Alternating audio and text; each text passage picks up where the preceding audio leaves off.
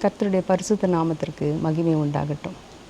இந்த 2026ஆம் ஆண்டு மார்ச் மாதத்தின் 1ஆம் தேதிக்குள் நுழைந்திருக்கிற நம்ம அனைவரையும் கர்த்தர் தாமே ஆசீர்வதிப்பாராக. இந்த நாளிலும் கூட கர்த்தர் நமக்கு வாக்குத்தத்தமாக கொடுக்கின்ற வசனம் ஏசாயா 66:13. ஒருவனை அவன் தாய் தேற்றுவது போல் நான் உன்னை தேற்றுவேன். அருமையான வசனம். தாயினுடைய அன்பை பற்றி ஆண்டவர் நன்றாகவே அறிந்திருக்கிறார். பாருங்கள், தாய்க்குடைய அன்புக்கு ஈடு இணை எதுவுமே கிடையாது. தாய்க்கு நிகர் தாய் தான்.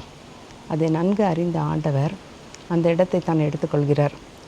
ஒரு தாய் தன்னுடைய இரத்தத்தையே பாலாக தன் குழந்தைக்கு கொடுத்து அந்த குழந்தையை காப்பாற்றுகின்றாள்.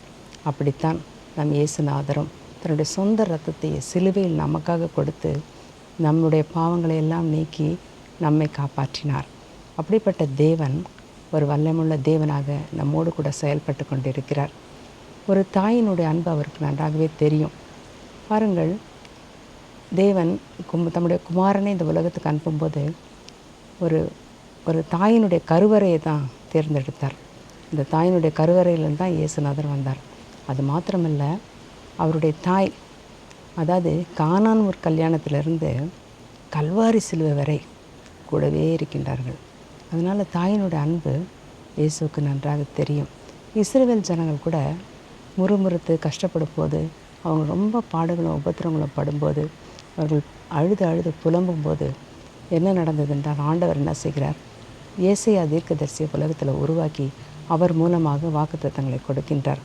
இப்படியாக பார்க்கும்போது ஏசாயா 49வது அதிகாரம் 15வது வசனம் இப்படி சொல்கிறது: ஸ்திரீயானவள் தன் கர்ப்பத்தின் பிள்ளைக்கு இறங்காமல் தன் பாலகனை மறப்பாளோ என்ற கேள்விக்கணையை தொடுத்து அடுத்தது என்ன தெரியுமா சொல்கின்றார்? ஆண்டவரே அதுக்கு பதில் சொல்கிறார்: அவர்களே மறந்தாலும் நான் உன்னை மறப்பதில்லை. என்ன அருமையான வார்த்தையை பார்த்துக்கலாம். நம்முடைய தாயை கூட ஒரு நாளைக்கு நம்ம பிரிந்து செல்லலாம். அவருடைய சூழல் ஒருவேளை மரணம் அவர்களை சந்திக்கலாம், அல்லது எந்த சூழல்லையோ அவங்க நம்ம விட்டு பிரியலாம். பல காரியங்களால் தாயினுடைய அன்பு குறைந்து போகிற சந்தர்ப்பம் கூட கிடைக்கும். ஆனால் இயேசுவின் அன்பு ஒரு நாளும் நம்மை விட்டு விலகவே விலகாது. அது எப்பொழுதும் நம்மோடு கூட இருந்து நம்மளை வழி நடத்தி கொண்டே இருக்கும். நம்முடைய வாழ்க்கையில் கூட எதிர்மறையான சூழ்நிலைகள் நமக்கு எவ்வளவோ ஏற்படலாம். அதை கண்டு கொஞ்சமும் நம்ம அஞ்ச வேண்டிய அவசியமே கிடையாது. அதாவது நம்முடைய ஆண்டவர் இல்லாதவர்களை இருக்கிறவர்களாக மாற்றுகின்றவர். அவருக்கு ஒரு அருமையான பேர் கூட உண்டு, தெரியுங்களா உங்களுக்கு? அதாவது அவர் நம்முடைய தேற்றரவாளன் என்ற பெயர் அவருக்கு உண்டு. எனவே அவரை நம்மை ஆற்றி தேற்றுகின்ற தேற்றரவாளனாக ஒவ்வொரு நாளும் நம்மோடு கூட செயல்படுவார்.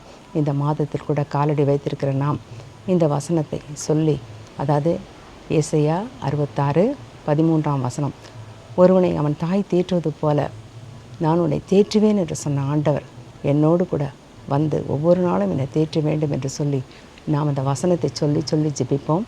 கர்த்தர் நம்மளை ஆசீர்வதித்து ஜெயமுள்ள வாழ்க்கையை இந்த மாதத்தில் நமக்கு கொடுப்பாராக. கர்த்தருக்கே மகிமை உண்டாகட்டும். ஜெபிப்போம். எங்கள் அன்பின் பரலோக பிதாவே, இந்த நல்ல நேரத்துக்காக நன்றியோடும் இடத்தில் வந்திருக்கிற ராஜா, இந்த நாளிலும் கூட கர்த்தாவே, மார்ச் மாதத்தின் முதல் தேதியிலே காலடி வைத்திருக்கிற நாங்கள், அப்பா, இந்த மாதம் எப்படி இருக்குமோ என்ற ஆண்டவரே, நாங்கள் துக்கிக்க வேண்டிய அவசியமே கிடையாது கர்த்தாவே. ஏனென்றால் கர்த்தாவே, நீ தேற்றரவாளனாக எங்களோடு இருந்து எங்களை வழிநடத்தி கொண்டிருக்கிறீர் ராஜா. ஒரு தாய் அவனை தேற்றுவது போல கர்த்தாவே, நீர் எங்களை தேற்றுகிற தேவன் அப்பா. ஆண்டவரே, நீங்கள் எங்களை ஆற்றி தேற்றுகிற தேற்றரவாளனாய் எங்களுடைய வாழ்க்கையில் இடைப்பட்டு ஒவ்வொரு நாளும் கர்த்தாவே எங்களை அப்பா தேற்றுவீராக. எப்படிப்பட்ட பிரச்சனைகள் வந்தாலும், கஷ்டங்கள் வந்தாலும், ஆண்டவரே, வியாதிகள் வந்தாலும், வறுமைகள் வந்தாலும், ஆண்டவரே, ஒவ்வொரு குடும்பத்தில் சமாதானமின்மை வந்தாலும், தேவன் தாமே அந்த வீட்டில் அப்பா தேற்றரவாளனாக வந்து ஆற்றி தேற்றுவீராக ராஜா. நம்முடைய கிருபை கர்த்தாவே எங்களோடு இருக்கட்டும். எத்தனை நஷ்டங்கள் வந்தாலும், எத்தனை இழப்புகள் வந்தாலும், தேவனுடைய கரம் எங்களோடு இருக்கிறபடியா நாங்கள் அசைக்கப்படாமல் இருக்க அப்பா, இந்த மாதம் முழுதும் அப்பா எங்களை கரம் கொண்டு தாங்குங்கப்பா. இயேசுவின் இன்ப நாமத்தில் ஜெபங்களும் எங்கள் ஜீவன நல்ல பிதாவே. ஆமீன். நன்றி, வணக்கம்.